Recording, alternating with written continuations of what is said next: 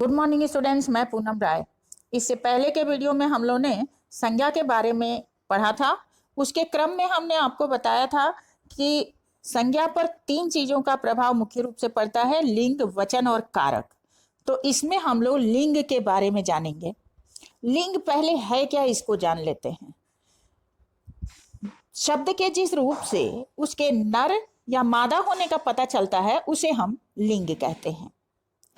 हिंदी में 2 प्रकार के लिंग होते हैं, संस्कृत में 4 होते हैं, स्त्रीलिंग, पुल्लिंग, नपुंसक लिंग और उभयलिंग।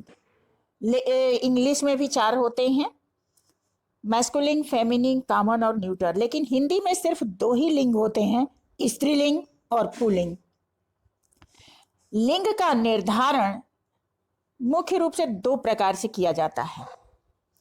एक तो शब्द के अर्थ के अनुसार, जैसे लोहा, समुद्र, सूर्य, आम, ये सब पुल्लिंग शब्द हैं। और दूसरा सुपारी, खीर, गंगा, रोटी, ये सब स्त्रीलिंग शब्द हैं। इनको हम शब्द के अनुसार मान लेते हैं कि जो स्त्रीलिंग है वो स्त्रीलिंग है, जो पुल्लिंग है पुल्लिंग है।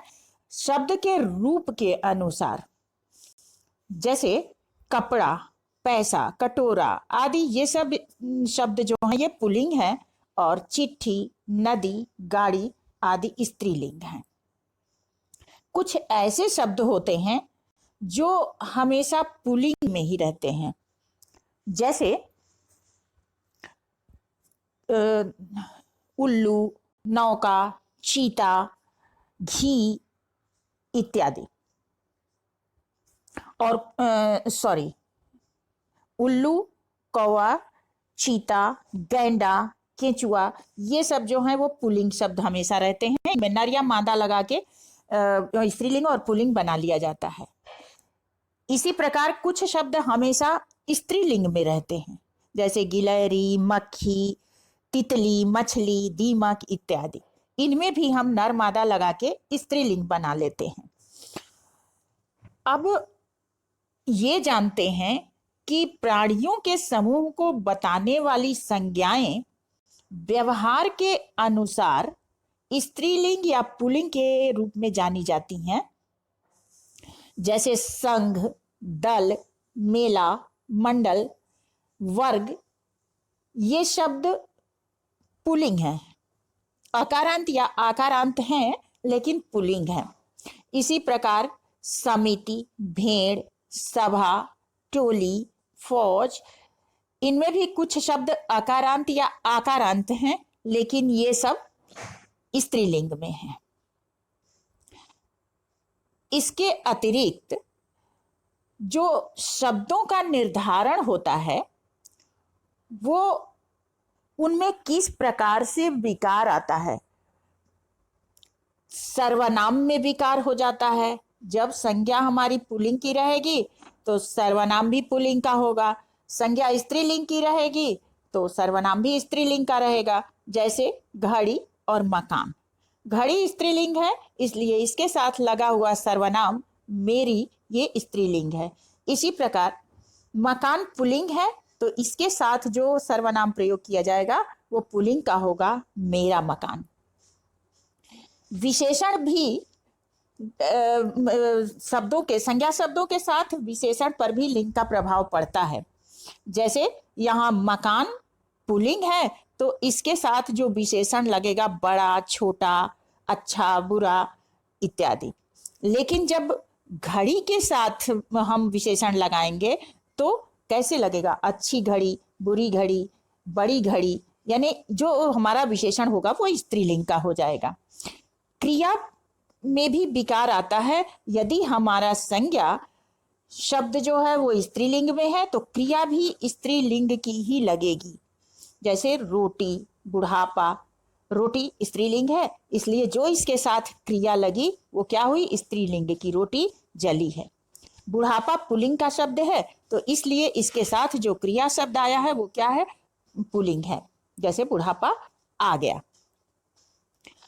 अब विभक्ति का भी विभक्ति पर भी असर पड़ता है। अगर हमारा संज्ञा शब्द पुल्लिंग में है तो विभक्ति पुल्लिंग का होगा। यदि संज्ञा शब्द स्त्रीलिंग में है तो विभक्ति भी जो लगेगी वो पुल्लिंग की होगी। एक चीज ध्यान देने योग्य है कि जब संज्ञा के साथ कारक का प्रयोग होता है तो वो संज्ञा में मिला के नहीं लिखा जाता बल्कि अलग लिखा जाता है, और सर्वनाम के साथ जब कारक का प्रयोग होता है तो हमेशा उसके साथ मिला के लिखते हैं, एक शिरोरेखा के नीचे लिखते हैं। जैसे गुलाब क्या है? गुलाब का फूल सुंदर होता है, गुलाब का फूल लाल भी होता है। तो यहाँ जो हम क्रिया लगा रहे हैं वो क्या लगा रहे हैं? पुल्लिंग का, क्योंकि गुलाब जो है वो क्या है? पुल्लिंग है। तो गुलाब के साथ जो हम कारक लगाएंगे वो क्या लगाएंगे? पुल्लिंग का। गुलाब का फूल। नाक कट गई, आंख फूट गई, तो ये नाक और आंख क्या है? स्त्रीलिंग शब्द है, इसलिए इसके साथ जो विभक्ति आएगी वो स्त्रीलिंग की आएगी। जैसे उसकी नाक कट गई, तुम्हारी नाक कट गई।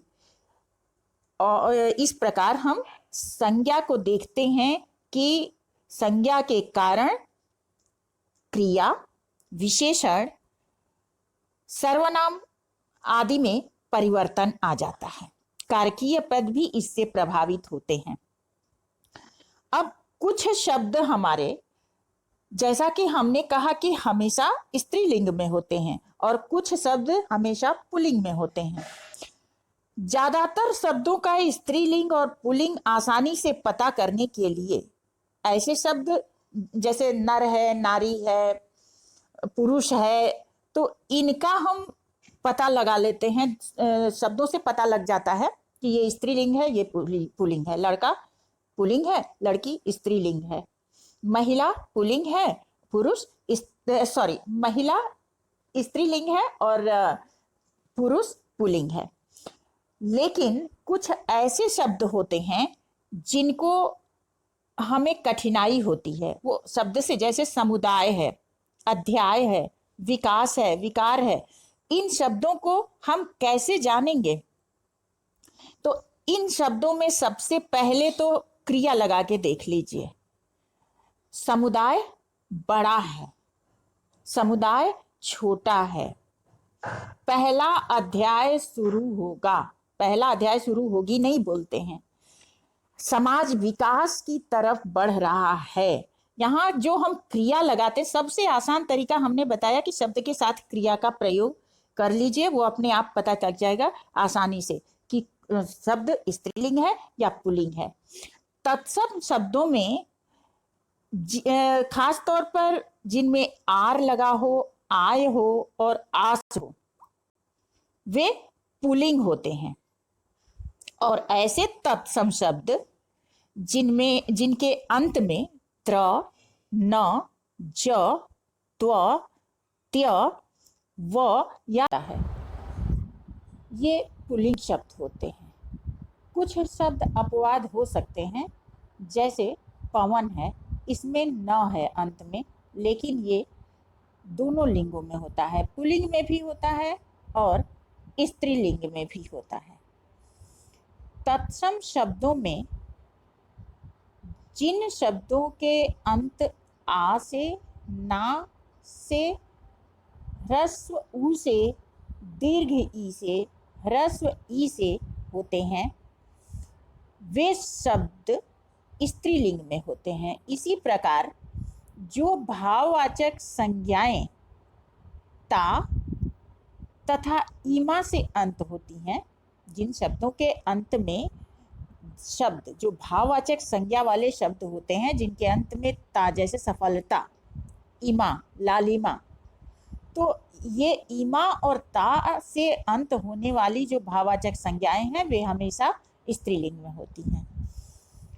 इनमें ईकारांत जो शब्द है ये कभी कभी इसका अपवाद भी दिखाई देता है। इन जैसे वारी, जलधि, पाड़ी, गिरी, बलि, इन सब में इकारांत है, यानी छोटी ई की मात्रा का प्रयोग हुआ है, किंतु फिर भी ये शब्द पुल्लिंग है। इसी प्रकार मधु, अश्रु, तालु, मेरु, सेतु, हेतु। यहाँ जैसे कि हमने कहा कि ह्रस्व उ रहे यानी छोटा उ की मात्रा रहे, तो यहाँ पे वो स्त्रीलिंग होता है, लेकिन इन शब्दों में ये बात लागू नहीं होती, यहाँ पर ये पुल्लिंग हो जाता है। ऐसे कुछ ही शब्द हैं, तो इनको ध्यान देने की आवश्यकता है। इसी प्रकार तत्सम शब्दों का लिंग निर्धारण अभी हमने देखा। अब देखते हैं तद्भव शब्दों का लिंग निर्धारण कैसे करते हैं। सभी आकारांत जो तद्भव शब्द हैं, जो संज्ञा हैं, वो पुल्लिंग होते हैं। जितने भी आ से अंत होने वाले तद्भव शब्द होते हैं, वे सब पुल्लिंग होते हैं। जैसे कपड़ा, पहिया, आटा, ये आकारांत है। ये सभी संज्ञा शब्द हैं और इनका अंत आ से हो रहा है, इसलिए ये पुल्लिंग है। जो भाववाचक संज्ञा है, उसके अंत में यदि ना, आव, पन, वा और पा आता है, तो ये शब्द पुल्लिंग में होते हैं। जैसे बुढ़ापा, इसमें भाववाचक संज्ञा है बुढ़ापा, बूढ़ा और पा जो हमारा अंत में आ रहा है, तो बुढ़ापा भाववाचक संज्ञा हो गई, ये हमारा क्या हो जाएगा, पुल्लिंग हो जाएगा। इसी तरह से चढ़ाव और गाना में भी है व और ना, ये यद्यपि भाववाचक संज्ञा है, गाना क्रिया है, और चढ़ाव ये भाववाचक संज्ञा है, तो ये शब्द पुल्लिंग में है। इसके अतिरिक्त जिन कृदंत संज्ञाओं में, कृदंत संज्ञाएं कौन सी, संज्ञा शब्द है और वो क्रिया से भाववाचक संज्ञा बनी है। जैसे चढ़ना से चढ़ाव, लगाना से लगान, तो इसमें क्या प्रत्यय लगा हुआ है, आन। जैसे लगान, पठान, खान, पान, इसमें खा, पा, पठ, लग, ये सब क्या है, क्रिया है। और आन प्रत्यय जब हम लगा दिए तो ये सारी जो क्रियाओं से मिलके बने रहेंगे, ये पुल्लिंग शब्द हो जाएंगे। इसमें भी कुछ शब्द एकाध ऐसे होते हैं जो स्त्रीलिंग होते हैं, जैसे उड़ना क्रिया है और इसमें आन प्रत्यय लगा है, उड़ान शब्द बना जो भाववाचक संज्ञा है, तो ये स्त्रीलिंग है। चट्टान है, इसमें भी आन लगा हुआ है, लेकिन ये भी स्त्रीलिंग है। अब हम देखते हैं कि जिन शब्दों में जो कृदंत हैं और नौ से अंत होने वाली हैं, कृदंत प्रत्यय है और अ से अंत होने वाला है, कृदंत प्रत्यय है, ख से अंत होने वाला है, तो ऐसे शब्द जो हैं तथा ट, वट और हट जो भाववाचक संज्ञाएं होती हैं, ये स्त्रीलिंग होती हैं, किंतु कभी कभी ये अपवाद भी हो जाता है, यानी पुल्लिंग भी होते हैं। जैसे ई है, तो यहाँ घी, दीर्घ ई है, घी, जी, दही, मोती, पानी, द्रव्य है, ठोस पदार्थ है, लेकिन फिर भी ये क्या है, पुल्लिंग है। धातु दिनों के नाम, महीनों के नाम बताया था, तो उसमें वो स्त्रीलिंग होते हैं, लेकिन यहाँ पे मोती, पानी, दही, ये सब क्या है, पुल्लिंग है। जिन संज्ञाओं के अंत में त आता है, जैसे भात, खेत, गात, दांत, लात इत्यादि, ये सब क्या है, पुल्लिंग शब्द होते हैं। शरीर के अधिकांश अंग जो हैं वो पुल्लिंग होते हैं, कुछ शब्द स्त्रीलिंग में होते हैं। जैसे नाक, आँख, जीभ, नस, हड्डी, ये शरीर के अंग स्त्रीलिंग में हैं, बाकी पुल्लिंग में होते हैं। जैसे हाथ, पैर, पेट, पेट भर गया, हाथ पकड़ में आ गया, पैर टूट गया इत्यादि। जैसा कि हमने बताया कि क्रिया लगा के इसको समझ सकते हैं। इसके अतिरिक्त रत्नों के नाम, कुछ रत्नों को छोड़ के, धातुओं के नाम, कुछ धातुओं को छोड़ के, अनाजों के नाम, पेड़ों के नाम, द्रव्यों के नाम, इनमें कुछ को छोड़ के बाकी पुल्लिंग होते हैं। इसी प्रकार भौगोलिक परिदृश्यों में भी कुछ एक शब्दों को छोड़ के बाकी पुल्लिंग होते हैं। अब जैसे मोती है, ये स्त्री पुल्लिंग है, हीरा है पुल्लिंग है, सोना पुल्लिंग है, समुद्र, पर्वत, ये क्या है? पुल्लिंग है। इन सब में कुछ रत्नों के नाम हैं, कुछ धातुओं के नाम हैं, कुछ अनाजों के नाम हैं, कुछ पेड़ों के नाम हैं, कुछ द्रव्य पदार्थों के नाम हैं तथा कुछ भौगोलिक परिदृश्यों के नाम हैं। तो ये सब पुल्लिंग में होते हैं। जैसा कि अभी हमने बताया कि इसका कुछ अपवाद भी होता है, जैसे मणि, ये रत्न है, चांदी, ये धातु है, मक्का, मूंग, ये अनाज है, लीची, नारंगी, ये फल है यानी पदार्थ, चाय, शराब, ये द्रव्य पदार्थ है, प्रकृति, झील, घाटी, ये सब भौगोलिक परिदृश्य हैं। लेकिन ये जो हैं ये स्त्रीलिंग में हैं। तो कुछ शब्दों को अगर छोड़ दिया जाए, पदार्थों के, रत्नों के, अनाजों के, वृक्षों के या द्रव्य पदार्थों अथवा भौगोलिक परिदृश्यों के नाम, तो बाकी सब पुल्लिंग में ही होते हैं। इसके अतिरिक्त नदियों के नाम, नक्षत्रों के नाम, मसालों के नाम और खाने पीने की वस्तुओं के नाम स्त्रीलिंग में होते हैं।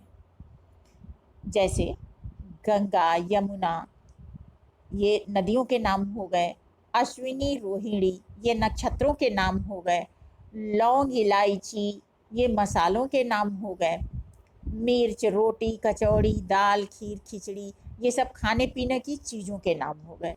तो ये सब स्त्रीलिंग है। इसमें भी कुछ ऐसे शब्द होते हैं जो पुल्लिंग में हैं, जैसे सिंधु और ब्रह्मपुत्र, ये नदियां हैं लेकिन ये स्त्रीलिंग नहीं है, इनको पुल्लिंग माना जाता है। इसी प्रकार धनिया, जीरा, ये मसालों के नाम हैं और नमक, पराठा, दही, रायता, ये सब खाने पीने की चीज़ों के नाम हैं, लेकिन ये स्त्रीलिंग में है। इस प्रकार हम देखते हैं कि कुछ खाने पीने की चीज़ों, मसालों, नक्षत्रों, नदियों के अगर कुछ नाम छोड़ दिए जाएं तो बाकी सब स्त्रीलिंग में होते हैं, जो कुछ हैं वो पुल्लिंग में होते हैं। तो इस प्रकार हमने स्त्रीलिंग और पुल्लिंग को अलग करने का एक आधार बताया। उम्मीद है इससे आप लोगों को बहुत लाभ होगा और इससे वस्तुनिष्ठ प्रश्नों के साथ अगले वीडियो में मिलते हैं। तब तक के लिए धन्यवाद।